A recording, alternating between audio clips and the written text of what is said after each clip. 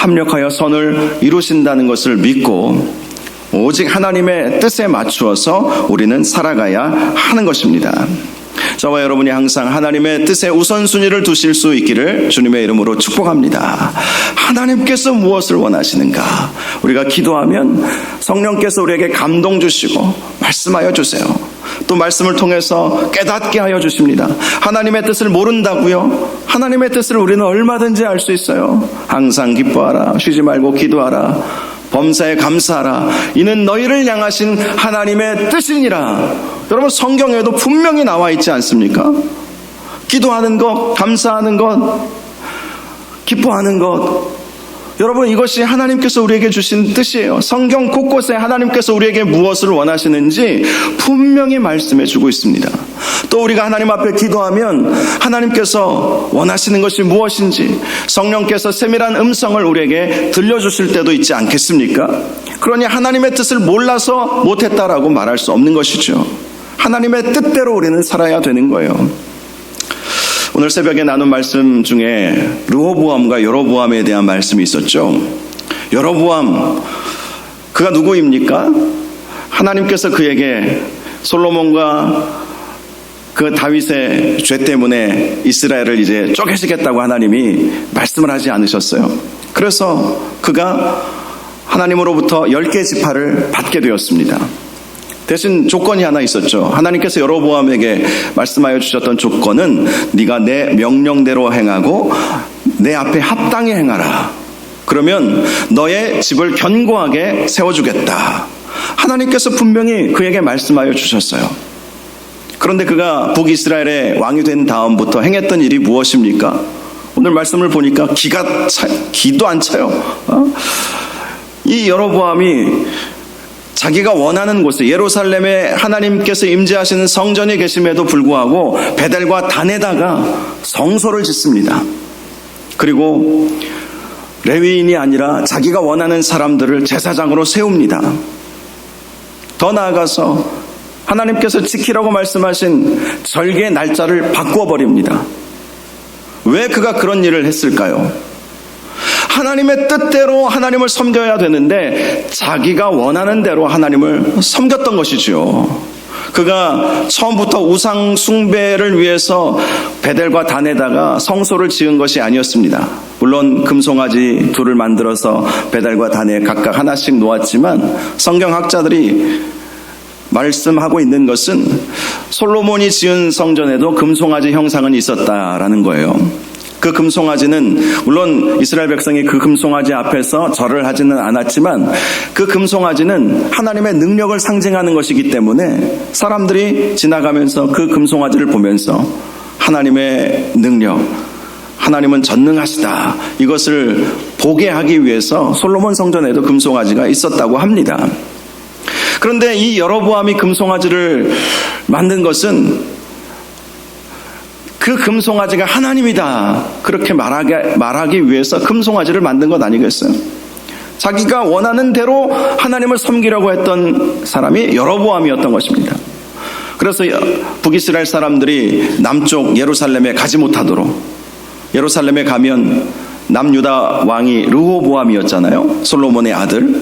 르호보암에게 마음 뺏길까봐, 그래서 예루살렘에 가지 못하도록 베델과 단에다가 성소를 짓고, 또 레위인들은 바른 말하고 바르게 가르치고 진정한 예배는 예루살렘에서 드리는 예배다라고 말할 것이 뻔하니까 레위인들을 철저히 배격하면서 보통 사람들, 보통 백성들에게 제사장의 직무를 맡겼다고 말씀하지 않습니까? 또 곳곳에 산당들을 세웁니다. 절기의 날짜도 바꾸어버리고.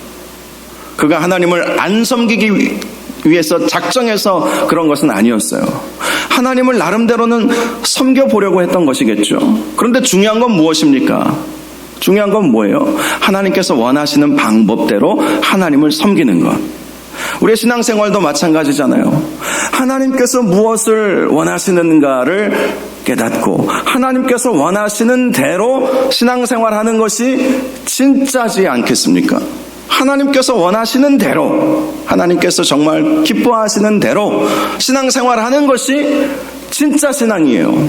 그런데 많은 경우를 보면 그렇지 않은 경우들을 보죠. 내 편의에 맞추어서, 내 상황에 맞추어서, 내 형편에 맞추어서 내 마음대로 하나님을 섬기면서 하나님 나의 섬김을 받으시옵소서 이렇게 말하는 경우들이 얼마나 많은지 모릅니다.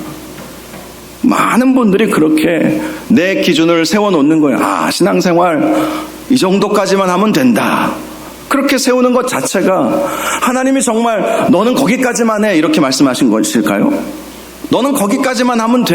내가 더 이상 요구 안 할게. 너는 딱 거기까지만 해라. 하나님이 그렇게 말씀하실까요? 아니지 않습니까? 하나님은 분명히 우리에게 하나님을 어떻게 섬겨야 하는지 분명히 말씀해 주셨어요. 하나님의 기준은 분명히 있습니다. 물론 그 기준을 우리가 만족시켜 드릴 수는 없겠죠. 온 마음과 정성을 다하여 하나님을 예배하라. 그렇게 말씀하여 주셨기에 우리가 그 기준을 삼고는 있지만 실제로는 그렇게 안 될 때도 있습니다. 그런데 우리 스스로 기준을 정해놓고 내가 신앙생활하는 것은, 내가 교회 생활하는 것은, 내가 섬기는 교회를 봉사하고 섬기는 것은 딱 여기까지다. 이거 넘어가면 뭐 큰일이 일어나는 것처럼 그렇게 생각하는 것이 여로보암과 같은 모습이라는 것입니다. 여로보암이 그렇게 하나님을 섬긴 거예요. 그런데 성경에서는 뭐라고 말씀합니까? 그것이 죄가 되었다. 죄라는 거예요. 여로보암이 하나님을 안 섬긴 것이 아닙니다. 나름대로는 북이스라엘 백성들이 하나님 중심으로 신앙생활하기를 원했어요. 그런데 그 방법이 하나님께서 원하시는 방법이 아니라 여로보암이 생각해서 세워놓은 기준에 따라서 자신의 백성들이 하나님을 그렇게 섬기기를 원했던 거 아니겠습니까? 거기에서부터 문제가 생긴 거예요. 결국 여로보암은 그의 왕위가 견고해지지 못했죠. 그의 아들 나답이 그가 죽은 이후에 왕이 되었지만 2년 만에 반역이 일어나서 여로보암의 가문은 완전히 몰살되고 말았던 것입니다. 여러분, 우리가 하나님을 섬길 때에 하나님의 뜻이 무엇인지를 확실히 분별해야 되는 거예요. 그리고 하나님의 뜻이 무엇인지 우리는 결코 모르지 않습니다. 하나님은 분명히 우리에게 어떻게 하나님의 뜻을 따라 살아야 하는지를 말씀해 주신 것이죠. 사도 바울은 정말 하나님의 뜻이라면 내가 원치 않아도, 내 마음은 원치 않아요. 내 마음은 힘들고 어렵고 상황도 안 되는 것 같고 나는 정말 에베소에 가고 싶은데 하나님은 에베소가 아니라는 거예요. 마게도냐 환상을 보여주면서 거기로 가라고 말씀하시는 거예요. 그러면 순종하는 것이 사도 바울의 모습이었던 것입니다. 우리도 사도 바울의 모습과 같이 하나님의 뜻을 따라 살아가야 할 것입니다. 자, 22절을 보니까 이제 에베소를 떠난 사도 바울은 가이사랴로 가게 되죠. 가이사랴에 상륙해서, 이 가이사랴는 예루살렘으로 가기 위한 항구 도시입니다. 가이사랴에 내려서, 배 타고 내려서 거기서부터 육로로 한 100km 정도 걸어가야 되겠죠. 나귀를 타고 가든지 이렇게 가야 이제 예루살렘에 도착을 하죠. 가이사랴에 상륙해서 올라갑니다. 올라갔다는 것은 예루살렘으로 올라갔다는 거예요. 그리고 예루살렘 교회에 안부를 묻고 안디옥으로 내려가게 되었다. 이렇게 말씀을 합니다. 사도 바울이 1차 선교 여행을 마쳤을 때에는요, 예루살렘 교회로 바로 안 가고 바로 안디옥으로 그냥 갔어요. 그러다가 문제가 생겼죠. 이방인들이 예수님을 믿게 되었다는 소식을 이제 예루살렘 교회 성도들이 들은 거예요. 근데 그들이 오해하게 되었죠. 이방인들이 예수를 믿었어도 우리처럼 율법을 지켜야 되지 않겠는가라는 논란이 일어나게 된 것입니다. 결국 걷잡을 수 없는 논란이 일어나게 됐죠. 그래서 그 소식을 듣고 바울과 바나바가 예루살렘으로 내려가지 않았습니까? 다행히 그 문제는 하나님의 은혜로 해결이 되었습니다. 그래서 2차 선교 여행이 끝난 다음에는 안디옥으로 바로 가지 않고 예루살렘으로 가서 예루살렘 교회에 안부를 묻고 또 2차 선교 여행 때 어떤 역사가 일어났는지, 하나님께서 어떤 역사를 이루셨는지에 대한 보고를 하고 안디옥으로 가게 된 것이죠.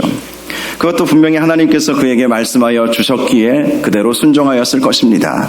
피곤하고 지치고, 당시 사도 바울의 집은 안디옥에 있었기 때문에 집에 가서 쉬고 싶고, 그런 마음이 왜 없었겠습니까? 몸은 지칠 대로 지쳤고, 2차 선교 여행 때 여러분, 사도 바울이 거의 죽을 뻔한 적이 얼마나 많이 있었습니까? 사도 바울이 감옥에, 빌립보 같은 경우는 감옥에 갇혀가지고 정말 온몸이 만신창이가 되어버린 적도 있지 않았습니까?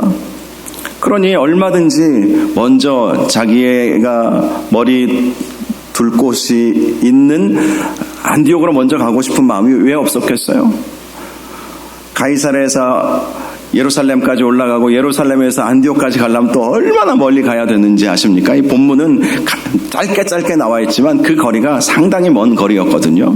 그런데 하나님께서 말씀하여 주시는 것이죠. 먼저 예루살렘 교회 가서 형제들에게 안부를 묻고 네가 그동안 어떻게 사역했는지 보고하고 예루살렘 교회 성도들이 오해하지 않도록 이방인들이 어떻게 예수 믿게 되었고 자기가 어떤 마음으로 복음을 전했으며 또 어떤 내용으로 복음을 전했는지 다 보고하고 가라 말씀하여 주셨기 때문에 피곤한 육신을 이끌고 예루살렘으로 먼저 가게 되었던 것입니다.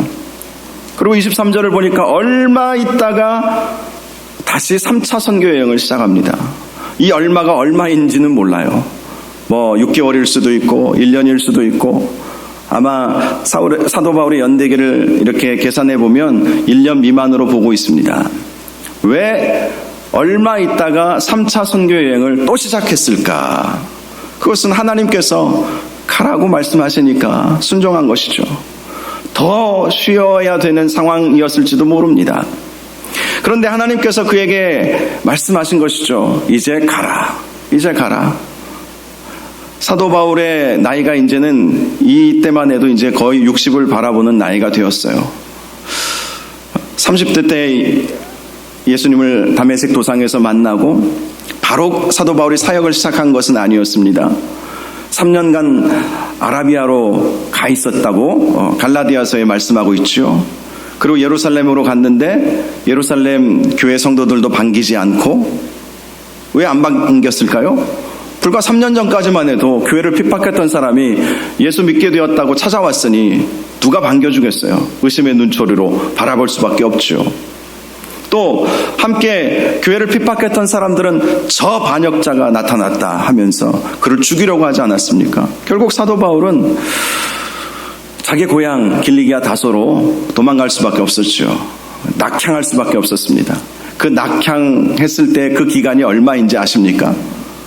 대부분의 학자들이 10년에서 15년을 보고 있어요. 사도 바울이 예수님을 만난 다음부터 본격적으로 막 예수 복음을 전하고 교회를 세운 것으로 그렇게 보고 있지만 그렇지 않았다는 거예요. 하나님께서 그를 준비시켜 주셨던 것이기도 하고 훈련의 과정이 필요했던 것이기도 하겠죠. 그러니 벌써 이제 1차 선교 여행을 시작했을 때 그의 나이가 벌써 40대 중반이 넘어간 거거든요.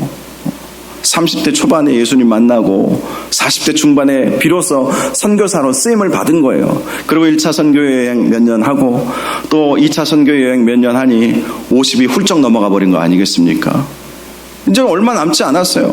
실제로 사도 바울은 60세 정도에 순교당했다고 알려져 있지 않습니까? 시간이 없는 거예요. 하나님 보시기에 시간이 없는 거예요. 그래서 사도 바울을 더 이상 쉬지 못하게 사역의 현장으로 보내신 것이고 사도 바울은 몸은 힘들고 어렵지만 하나님께서 말씀하시니까 그 말씀에 순종했던 것입니다. 오늘 본문을 통해서 우리가 발견할 수 있는 것은 사도 바울이 어떤 마음으로 하나님의 사역을 감당했는가 하는 것이죠. 21절 만일 하나님의 뜻이면 너희에게 돌아오리라. 이것이 사도 바울이 늘 가지고 있었던 마음이라는 거예요. 만일 하나님의 뜻이면 내가 올 것이다. 하나님의 뜻이 아니라면 올 수 없겠지만 하나님의 뜻이라면 나는 항상 그 하나님의 뜻에 순종하는 마음을 갖고 있기 때문에 나는 하나님의 뜻대로 움직이기 때문에 하나님의 뜻이라면 내가 오겠다라고 말한 것을 통해서 사도 바울은 항상 하나님의 뜻에 우선순위를 두었다는 것을 우리에게 말씀해 주는 것입니다.